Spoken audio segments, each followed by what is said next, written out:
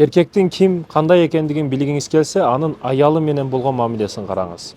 Себеби эркекти Аллах Тааладан кийин эле аялы билет да. Кандай экендигин аялы билет. Себеби жылаңач абалда көрдү, бардык абалын көрүп бүттү. Тышкы реклама, ички реклама бүт жүзүн көрүп бүткөн бул аялы болот да. Демек, эркек кандай адам экендигин аялына болгон мамиледен караңыз. Чыныгы эркек аялын сүйөт. Чыныгы эркек сатып кетпей турган, алдап кетпей турган, бизнесте чындап шерик боло турган адам аялга сону мамиле кылат. Аял менен ынтымактуу болот. Айтайын дегеним, бул ар кандай себептерден болушу мүмкүн. Карашыбыз керек мекендештерим. Ошол бизде дагы аялың зор десе зорсуң, кор десе корусуң дейт го.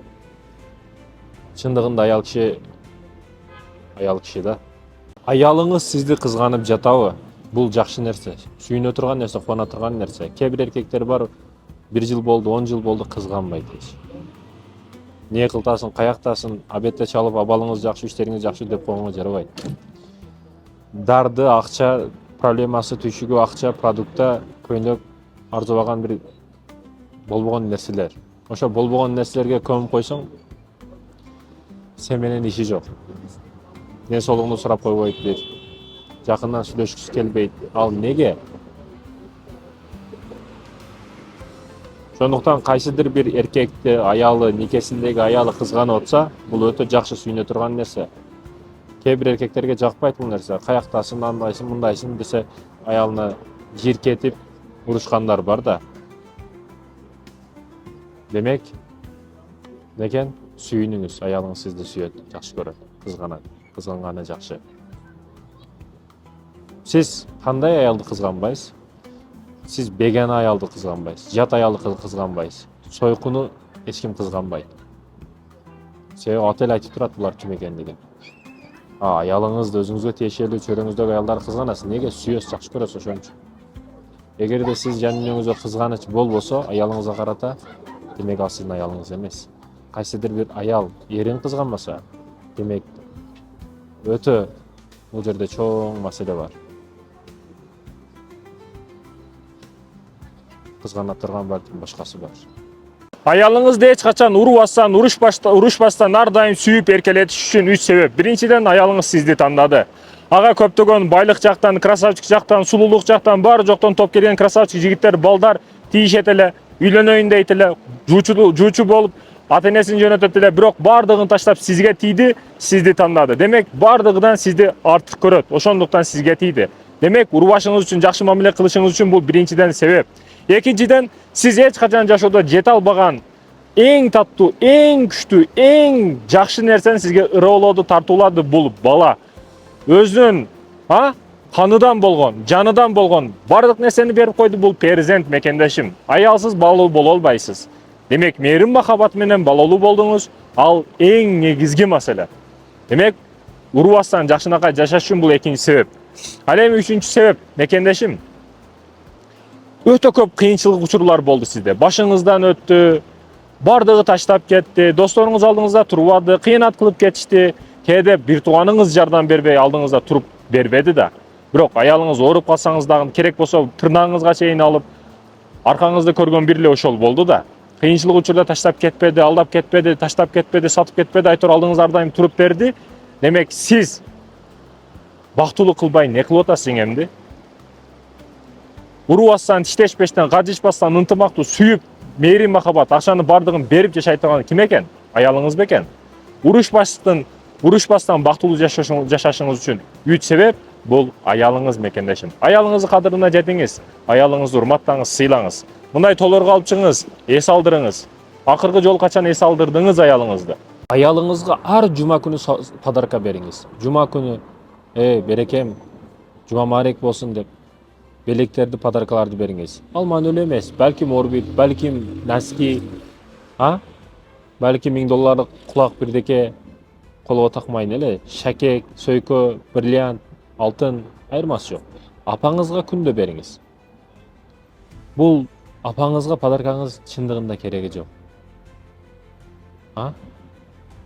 Чындыгында кереги жок. Апага жок дегенде жылуу сөзүңүз керек. Жок дегенде ден соолугун сурап туруңуз. Башы асманга жетет, ишенип кое бериң. Алыстан сапардан келгенде, белгилүү майрамдарда, айт майрамдарда өзгөчө белектерди берип турушуңуз керек. Сюрприз, кокус белек дегени. Кокус белек аял кишинин башын асманга көтөрөт. Болгону аларга жага турган белек болсо болду. Белектин айырмасы жок. Кружка болобу, кашык болобу айырмасы жок. Бардыгын подарка иретинде берип атабызбы, аял киши сизден өтө ыраазы болот. Сүйүүнү жаңыртыштын дагы жолу бул белек бериш да.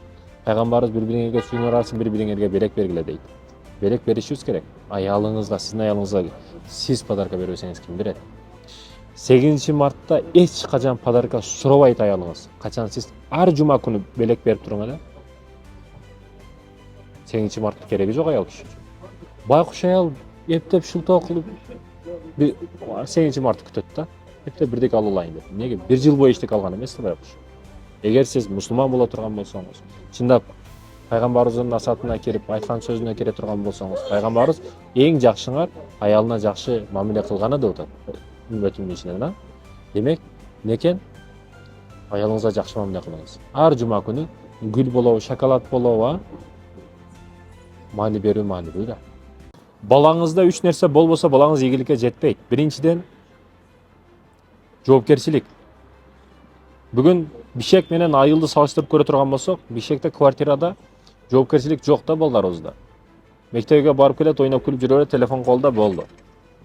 Дагы не деп коет, бирдеке деп коет эле, унутуп калдым. Айылда, мисалы, жер үйдө, Бишекте деле жашасаңыз, жер үй ала турган болсоңуз, жер үйдө 4 тоок кылып коюңуз. 4 кой кылып коюңуз, арашан козу кылып коюңуз, мисалы үчүн. Сен жоопкерсиң балам, карагын, суун карагын, нанын карагын, сени ушу бизнесиң деп жаштыгынан ошол нерсеге үйрөтө турган болсоңуз, ошол нерселерди карап балаңыз жоопкерчиликти үйрөнөт да. Ошон үчүн айылдыктар көп учурда шаарга келип ийгиликке жетип кетет, бизнесте башкада. Чындыгында ошондой көпчүлүк айылдан келип шаарда бизнесин куруп ийгиликке жетет. Андан кийин ушу жоопкерчиликти үйрөтүп чоңойтушуңуз керек. Экинчи маселе бул балаңызга эч качан жалкоолукту үйрөтпөңүз. Эч качан жатак кылбаңыз. Өзбек туугандары карасаңыз, балдар бир жөн жүрбөйт. Ар дайым чалып сурап турат. Балам эмне кыласың? Эмгек менен иштеген, аракет кылган, таза пешенетер менен иштеген. Өнөргө үйрөтөт балдар. Сизчи? Телефон менен жалкоолуктан башка эмнени берип атасыз?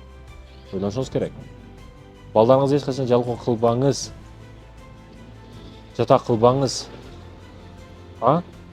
Үчүнчүдөн бир нерсеге сүйүнүшүңүз керек. Эгер балаңыз сизди укпай өчөр болуп атса, бул жакшы мааниде айтып атам, өчөр болуп атса, кээде өзү көзү жетип турат, сиз кылба деп турасыз, өзү көзү жетип турат, сиздин айтканыңызды кылбай кылып атабы? Ал жакшы иш негизи. Бул өчөрлүк дейт да. Кээ бир ата-энелер дагы түшүнүш керек. Союздун тарбиясын алып калдык дейт. Союздун тарбиясын алган болсоңуз, анда Союздун учуру менен токтоп туруңуз да. Азыр технология башка. Ушундай күчтүү айтышниктер бар да. Булар ата-энесинин сөзүн деп Россияда иштеп жүрөт. Ушундай күчтүү акылдуу балдар бар. Күчтүү бизнес жүргүзө турган балдар бар. Бирок ата-энесинин айтканы менен башка жерде ун ташып, көмүр ташып жүрөт да иштеп. Кичине эле ошо балдарга колдоо керек да. Кичине эле билим алып, кичине эле аракет кылып калса бул балдар. Ошол Россияда 20 жыл, 10 жылда иштеп таба албаган акчаны 1 айда таап коет, 1 жылда таап коет ошо балдар. Болгону сезимге алданып калды да. Мындай түшүнүшүбүз керек. Ата-энеңиз 5 жыл окуп айтышник боло алган эмес. Ата-энеңиз 5 жыл университетте окуп англис тилди үйрөнгөн эмес. Сиз англис тилди билесизби? Бул деңгээлде ата-энеңизден бийик турасыз. Ата-энени урматташ керек, сыйлаш керек. Бирок билим жааты сизден төмөн болуп атпайбы? Бул жерде адилеттүүлүктү караш керек. Чынбы? Аллах Таала акыретте адилеттүүлүк кылат. Бардыгыбызга адилеттүүлүк кылат. Жашка, сезимдерге карабайт. Демек, кээ бир учурда туура багытты беришибиз керек ата-энелер. Бул бала меники болду, өлгүчө меники деген түшүнүк жок. Эркине коюп, чоң-чоң иштерди кыла турган балдарды эркине коюш керек, аларды колдош керек колдон келишинче. Демек, 3 нерсеге маани бериңиздер мекеништерим. Эркектерде жоголуп барып аткан бир нерсе бул тестостерон. Бүгүн тестостерон жоготуп, жашоосунун маанисин жоготуп койду эркектер. Бая туман, түтүн, караңгы жашоодо кирип кеткендей да бүгүн көп эркектер. Энергия жок, күч жок, алсыз. Бирдеке кылгысы келбейт. Ал бардыр чоктон бизнес болсун бар жата берсе да ошо саартан кечке өзүнүн газын өзү жыттап телефондон башын чыгарбай жата берсе да ошо акча өзү келе берсе. Жок, андай нерсе жок. Тестостерон күчтүү болуш керек. Эркек киши күчтүү болуш керек. Эркек киши жоготуп атат эмне? Тестостеронду. Тестостерон өзүнө келип калат. 5 убакыт пешком барып кой мешитке мисалы үчүн. Сүннөт пешком келиш. Пешком барып кой. Жок дегенде 40 мүнөт чуркап кой. Жөнөкөй эле нерселер. Тестостерон ордуна келип калат. Бүгүн чындыгында эркектердин арасында кош бойлуулар көбөйдү. Кош бойлуу дегенде май байлап атат да. Худду 8 ай 9 айлык кыздардай, аялдардай не курсагы чыгып калган. Жок, чыгарбаш керек.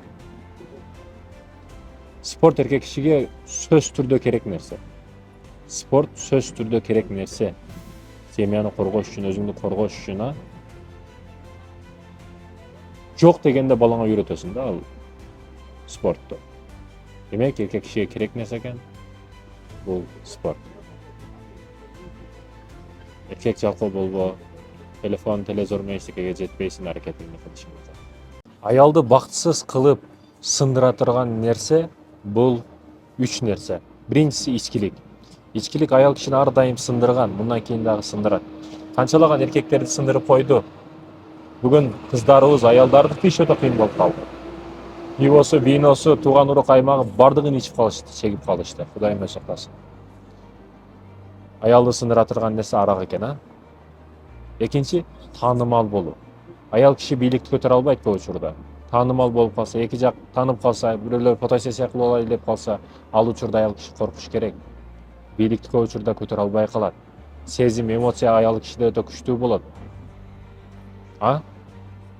Коркунуч бул учурда катуу болот. Ошондуктан да көп актриса, артисттерди көрүп атабыз.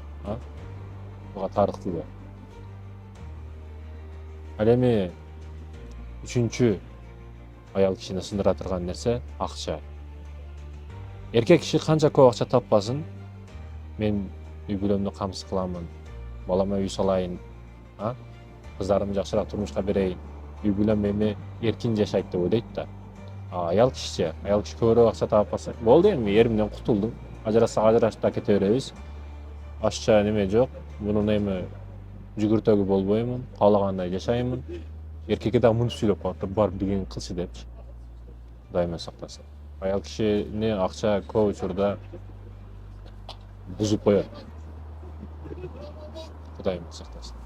Акчаны, долларды эң көп табуунун 3 сыры. Биринчиден эс алышың керек. Мекендешим, эс алган учурда билесиңби? Бардык ашыкча ойлор, бардык сени жеп жаткан, кыйнап жаткан нерселерди сен мээңден чыгарып, стресс, депрессиядан бардык нерсени жоготуп, сен башынан жаңыдан ойлонушту баштайсың. Жаңыдан адам болосуң, свежий, күчтүү адам болосуң дегени да. Бардык эски эшиктерди жабасың, жаңы кадамдар ташташты баштайсың, бул эс алыш. Мынандай жерде келип, мына карасаң, мындай кичинекей үйүң болсо, навесиң болсо, мына жак карасаң тоолор, мына, машалла, табаракалла. Бул жерде сен миллион сомдук пландар түзөсүң. Жаңы пландар менен, энергия менен шарга кирип барасың. Шарды экиге жыртып коем деп кирип барасың. Мынандай дарыяда акырын келип балыкты кармап, мына жерге балыгыңды, тамагыңды кылып отуруп, өзгөчө жерде мекендешим. Чындап, мына жакындан сүйлөшөлү, чогуу эле. Эс алыш. Мына байкасаңыз көбү бизде жашың өткөндөн кийин эс алыш керек, жашты өткөндөн кийин дүйнө көрүш керек дейт. Бул туура эмес. Жаштыгыңыз сизге эч качан кайтып келбейт. Карыганда эс алгандарды да көрүп атам. Бир тоого чыга албайт, бир жакшыраак жерге кире албайт. Тескерисинче жаштык учурда көбүрөөк саякат кылыш керек, тажрыйба, билим аласың, байлык арттырасың. Бай болуштун жолу бул саякат, мекендештерим. Ал эми экинчиден сөзсүз түрдө бир иш кылышың керек. Бүгүн иштебей алма пишозума түш дегендер көп да. Жалкоо болуп байыйм дегендер өтө көп. Жок, эч качан байыбайсың, биринен эки болбойт эч качан. Ошондуктан ар дайым бир бизнес проекттердин үстүндө бол. Ал эми үчүнчүдөн жакшылыкты, эхсанды бир туугандарыңдан башта. Сырттан эмес, сырттан издебе. Колдогондо бир туугандарды колдобойт кээ бирөөлөр. Өзү байып кетет, бир тууганы кедей калып кете берет, бирок башкаларга жардам берип жүргөн болот да. Жок, сен бир тууганыңдан башта. Туугандарыңа жардамды кыл. Эртең бир нерсе окусаң, алыстагы келбей, ошо тууганың келет. Демек, Тууганчылыкты ар дайым эриş аркакты бекем кылышың керек бир туугандар менен. Бул байлыкка, ийгиликке жетүүнүн 3 маселесин айттык. Мекендештерим, амал кылуу сизден, аракет кылуу сизден. Чоң ою бойго жетип, атамдын кадырына жетип, акча табыш оңой эместигин түшүнүп, атамдын ар бир пешене терин, ар бир калтырып кеткен тарыхын ойлоп, өзгөчө ойлоном да. Өзгөчө мындай табиятта дарыянын жээгине келип атамды өзгөчө көп эстеймин. Мен артист эмесмин, жакшы ырдай албайм. Ката кемчиликтерим болсо, албетте буну айтасыздар, айтып дагы келгенсиздер. Атам тууралуу. Адам бол деп жалгыз сага атаң түтөт. Алыс кетсең жалгыз сага апаң күтөт. Эч ким сага күйүнбөгөндөй атаң күйүп, эч ким сени сүйбөгөндөй апаң сүйөт. Сен ыйласаң балам деп атаң кооруйт. Сен оорусаң балам деп апаң ооруйт. Сыйлабасаң убагында атаң куурап, сен жетпеген гүл болуп апаң соолуйт дейт. Бул тирүүлүк токтошуна кыйла бар. Бирок бунда кубаныч да бар, ый да бар. Ар бир таңда Кудайдан өмүр тилеп, ата-энеңди тирүү кезде сыйлап ал дейт. Ким жазса дагы Аллах разы болсун, сону жазыптыр. Ата-эне тууралуу ырларды жаз. Мен өзгөчө ырларды жазып, мындай жерлерге келип, периштем десем жаңылам, периште кызматсыз жат экен.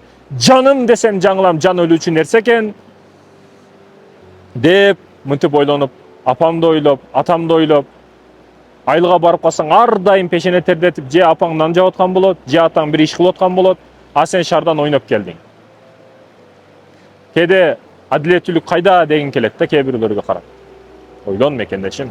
Эң сабырдуу иштердин бири бул балык болуп эсептелет мекендештерим. Өзгөчө алып келесиң, стресстен дагы депрессия, ошол оорулар, ички дүйнөдөгү ооруларды жокула турган нерсе да бул балык да. Эгер ал дарыяда болсо, көлдө болсо, табиятта болсо, андан дагы жакшы болот. Азыр биз атайын даяр жерге келип кармашка аракет кылып аткан учурубуз.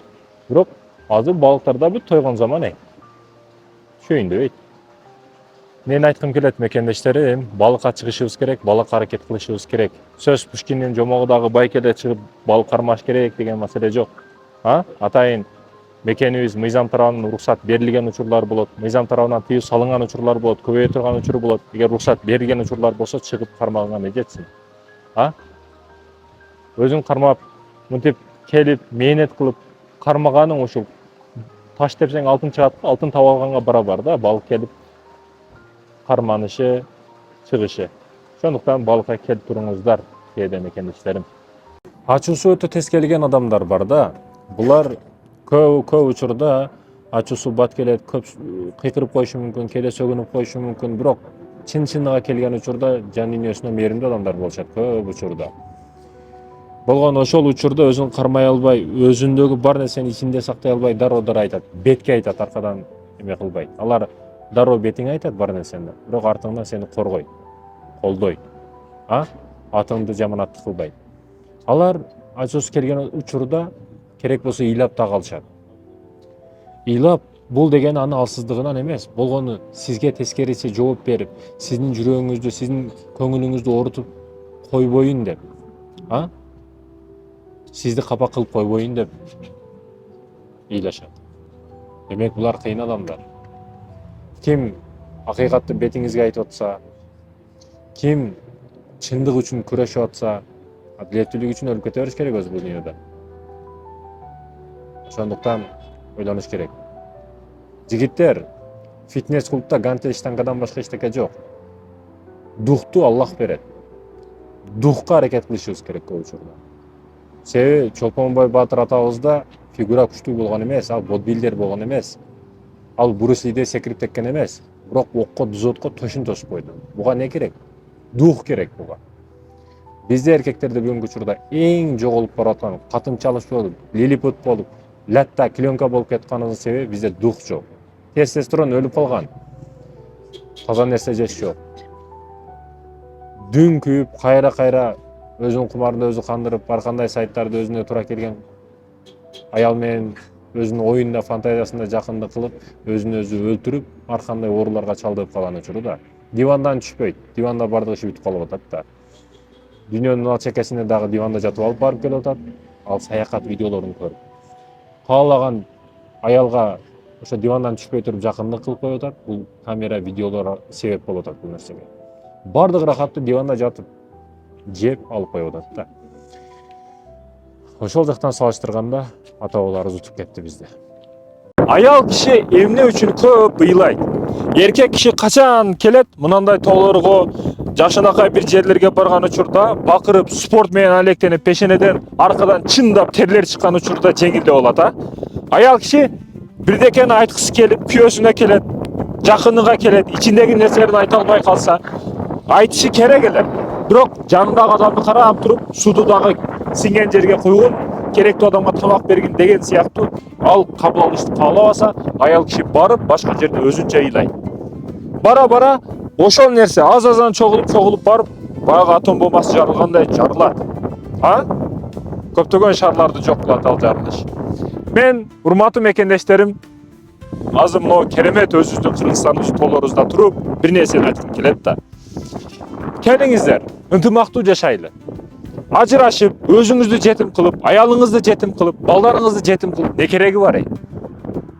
Ушундай жерлерде, билесизби, бардыгы өлүп кетти. Мына топуракка бардыгыбыз аралашабыз эртең. Сиз дагы, мен дагы, алар келишти, кетишти. Биз дагы келебиз, кетебиз эртең, урматтуу мекендешим. Бул дүйнөдө бир болуп, бир, жакадан баш чыгарып, бир жеңден кол чыгарып, ынтымактуу жашашка эмне жетсин? Бейиштей болгон жер, ырыскы ар бир жерди тееп туруп, бир семишканы коюп койсоң өсө турган жерде жашайбыз. Ушундай сонун жерлерде жыргап жашаганга не жетсин мекендешим? Бейиш го бул жер. Ошондуктан айтарым, келиңиздер, мен ынтымакка чакырам. Бөлүнбөйлү. Ал бул ал деп, кийимиге, формасыга, обласыга карап бөлүнбөйлү. Ынтымактуу жашайлы.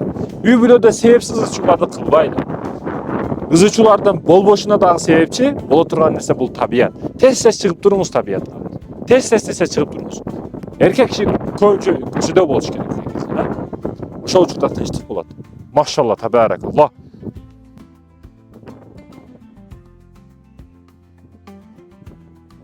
Гималай чокусу десем адашам, Гималай чокусуна окшош жерге келдик, урматтуу мекендештерим.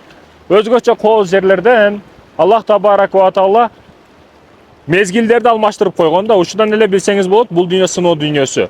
Эгерде сыноо болбогондо дайым жаз болуш керек эле, ысык болуш керек эле. Ар дайым бирдей болуш керек эле. Мезгилдерди Аллах таала алмаштырып коюп атат. Сыноо экендигине дагы бир далил бул мекендешим. Күздө бар жок сапсары, кышта бар жок аппак, жазда бар жок жапжашыл. Демек, Аллахтын берген бул сыноосу. Бул мезгилдер дагы бир сыноо мекендешим. Кышка кылычын чыгарып алып келип атат деп бардыгыбыз даярданабыз, ошол сыяктуу эле акыретке дагы даярданышыбыз керек. Мынау этап жай жаз күз кышка даярдайт го бизди мезгилдер дагы. 3 мезгилде биз бир мезгилге даярданабыз, кыш мезгилине. Ошол сыяктуу биз бул дүйнөдө акыретке даярданышыбыз керек. Мекендешим, унутпайлы, акыретти унутпайлы. Бул дүйнөнү деп акырет таштабайлы. Акыретти деп бул дүйнөнү таштап койбойлу. Орто эсепте бирдей ой багытта жүгүртөйлү мекендештерим. Кээде акча керек эмес дейт да кээ бирлер. Акча керек эмес, акча керек. Бул муктаждык. Мусулман акча жактан дагы болуш керек. Ушуну айтайын дедим. Тазалык кызматкерин сөккөн, тазалык кызматкерин урушкан адамдарды кээде байкап калабыз. Мусорчуго деп тоготпойт да, өзүн күчтүү алат. Анан күчтүүрөөк бир машина бирип калса, 5-4-7 минип калса, спаркта тикодогу адамды тоготпойт. Менсибейт, мындай кылып калат колу менен. Ошол адамдарга эскертүү, сураныч, кичине ылдыйраак түшүш керек. Эгерде ушу бут кийим сизди кысып калса бутуңузду, кең дүйнөдөн не пайда дейт? Эртең Аллах таала кичине эле күлүүчүнү туура эмес бурап коет сизге карата. Болду, демиңизди ошол жерде аласыз. Ден соолугуңузду алып койсун эле. Дүйнө караңгы болуп кетет. Эч нерсени кызыгы калбайт. Ошондуктан Аллах сындырып койбосун. Өзүңүз баш бергенди билиңиз мекендешим. Москвада иштеп жаткан мекендештерге 3 эскертүү. Биринчиден, өзүң үчүн акча чогулт. Бияка кээде билесизби, ушундай жаш жигиттер өмүрүн кетирип акча жиберет, бирок динден түшүнүгү жок ата-энелер тойго, тулан күнгө ар нерсеге сарптап, байкуш баланын 5 жылдык пешенетерин асманга чачып жиберет да. Демек, ошо Россияда иштеп атасызбы, айырмасы жок, Европада иштеп атасызбы? 3 бөлүккө бөлүп, бир бөлүгүн сөз түрдө бизнеске, Кыргызстанга келип кафе ачам, ресторан ачам, же өзүмдүн ойлогон бизнесим бар, ошого тигемин деп акча чогултуш керек. А? Той кылам деп эч качан иштебеңиз. Келип ушундай той кылам деп эч качан иштебеңиз. Чындап иштегениңиз тойго кетип калат анда. Ниет туура кылыш керек да. Демек, не? İştegeniңиздин бир бөлүгүн бизнесиңизге сактайт экенсиз. Тойго эмес, мааракеге эмес, бир кырсык үчүн ушундай ниет коет да, бирдеке болуп калса ошого алып коеюн дейт да. Ондо точно бирдеке болот. Ниетиң жаман сен. Анда ниет кыла жаман ниетти бизнес үчүн. А? Бизнестин пайдасын дагы жарымын керек болсо Аллах үчүн ихсан кылам деп ниет кылып кой. Аллах берекесин берет. А? Ал эми экинчиден биз алма алып барат Казакстанга, алманы сатып акча алып келет, валюта алып келет. Биз мисалы иштейбиз бир жерде. А? Товар сатабыз, ошо товарга жараша акча алабыз. Акча алып келебиз. Барган мигранттар Москвага эч нерсе алып барбастан валюта жөнөтүп атат. Нени берип атат билесизби? Товардын ордуга. Ал ден соолугун берип атат, өмүрүн берип атат. Эң кымбат нерсесин берип валюта жөнөтүп атат алар бизгечи. Айтайын дегеним ден соолук жетет жок.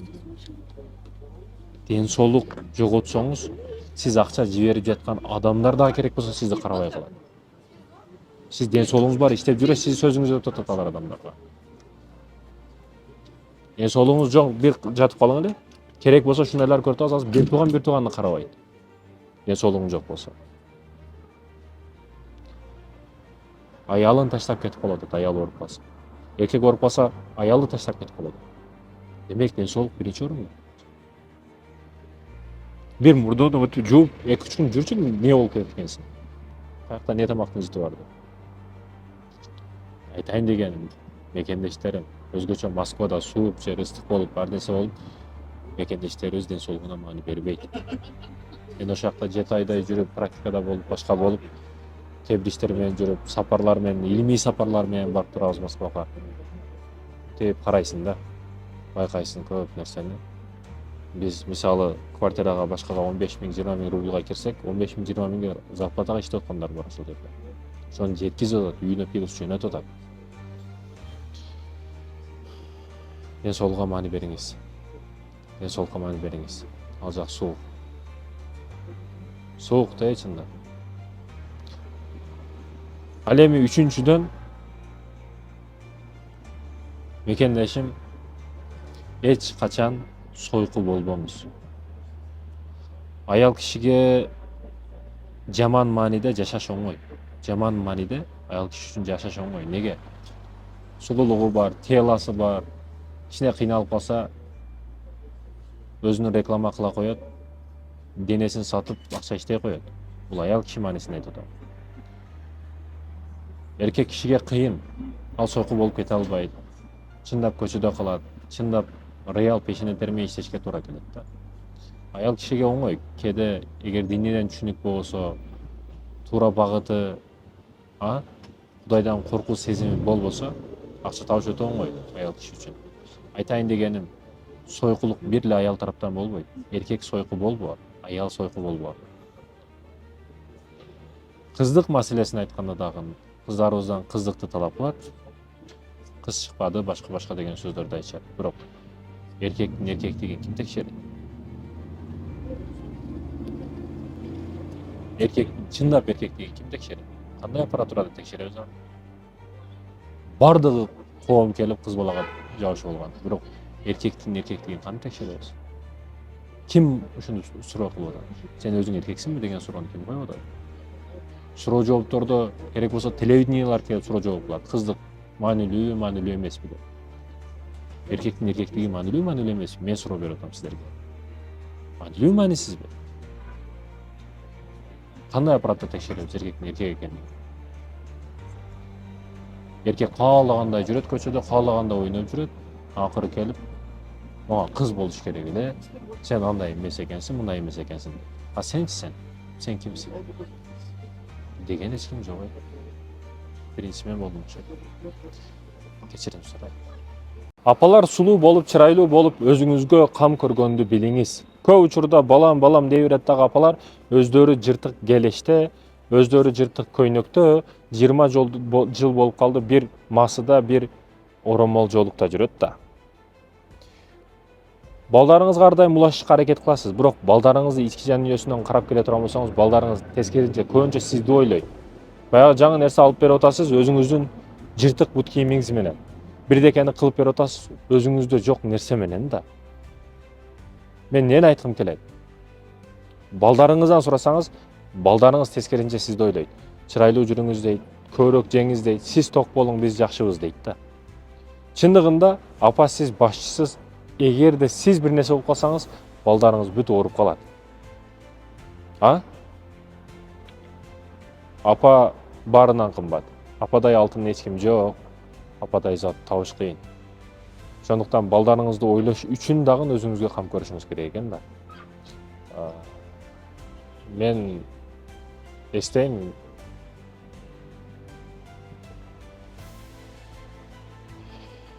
апам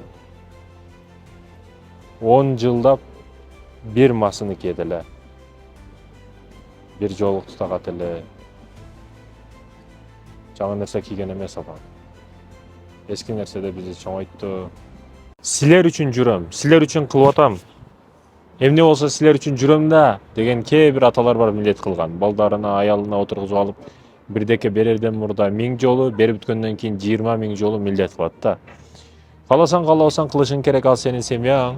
Бала тандалып алган жок, Аллах Таала сага перзент кылып бергенден кийин бала паланчага болуп бала болуп барайын, паланча байга же миллионерге Илон Маска бала болоюн деп бала өзү тандабайт да. Аллах Таала сага ширинен шекер таттуу балдай балдарды бердиби?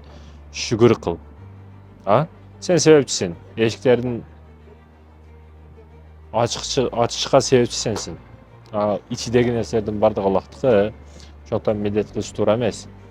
Мээрим бериңиз балдарыңызга ар дайым. Кучактаңыз көбүнчө. Көбүнчө кучактаңыз. Пешенесинен өбүңүз балдарыңыздын. Ана мен кылдым, ана кылдым, мына кылдым деп милдет кылбаңыз эч качан. Бул уят нерсе. Аялыңызды жинди дебеңиз. Аялыңызды эч качан жинди, акмак, тентек мындай сөздөрдү эч качан колдонмоңуз аялыңызга карата. Ал сизди кызганып атса, ал сизди жакшы көрүп атса, эркелеп атса, аркаңыздан келип кучактап атса, анын акысы бар бул нерсеге. Ошол нерсени жеткиргенге чейин сиз өзүңүз ошол нерселерди кылышыңыз керек. Эркелетишиңиз керек, кучакташыңыз керек. Бир эле продуктасын берип койдум болду деген эмес.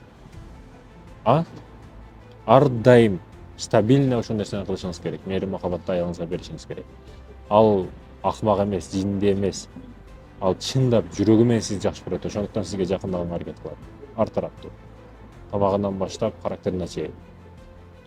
Демек, эркек киши бактылуу кылышы шарт. Бактылуу кылсам болобу, болбойбу, айда алып беремби, жомок сөздөрдү токтотуп бактылуу кылыш керек. Реал бактылуу кылыш керек. Илон Маск дагы азыр аялын алып чыга элек, айда алып бере элек албетте. Демек, бул турган иштеш керек эркек киши. Жыпырык болуш керек. 15 жаштан 20 жаштагы жигиттерге кайрыларым өзгөчө маселе. Бул учурда өтө каттуу окугула, өтө каттуу аракет кылгыла, көп нерсе кылганга. 15 жаштан 20 жаштагы жаштарды бүгүн карасаң, колунда телефон буга кирейин деп атат, бул телефонго кирейин деп атат да. Чындыгында бир эле ошо экран аны жашоосун белгилеп коюп аткан учуру. Жок, кандай болбо. Şu 15 yaştan 20 yaş öte katlı oku, öte katlı emgek kıl, öte katlı үйрөн. Бул учур öte katlı үйрөнүш учуру. Да, ушул учурда сени бутуңдан тарткандар, колуңдан тартып жол көрсөткөндөр эмес, бутуңдан тарткандар өтө көп болот, ар жерге сүйрөгөндөр. Бирок аларга ишенбе, алданып калба. Аракетиңди кыл. Оку. Иште. Кийин жыйынтыгын көрө баштайсың. Аккан терлериң, пешене терлериң бекер эмес экендигин түшүнөсүң. Аракет кыл.